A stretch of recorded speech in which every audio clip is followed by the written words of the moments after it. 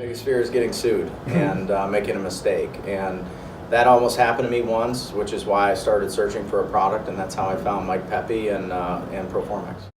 So about 7 years ago, I, as the trustee of a life insurance trust, purchased a $32.5 million product from a very well-known carrier.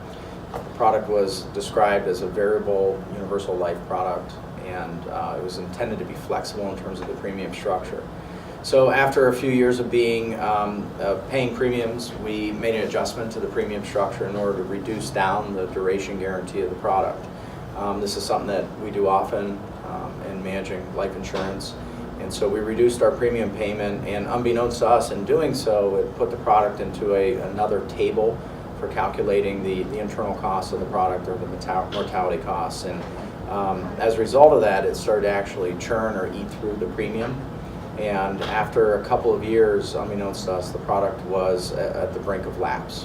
And so we never received any notice that it had gone into this separate table. We never received a warning of lapse.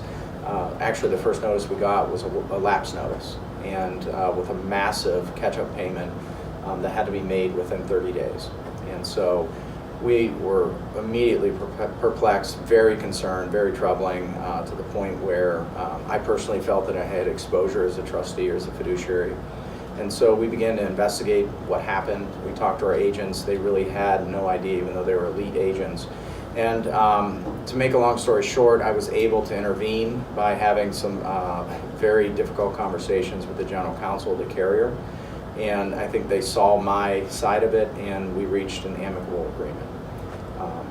As a result of that very scary episode, I started to look for a product to help me manage the portfolio, which is a large portfolio, very complex. And that's when I found Mike Pepe and Proformex. And since then, we've been working together to really build an analytics platform to help people like me as a fiduciary to avoid that scenario.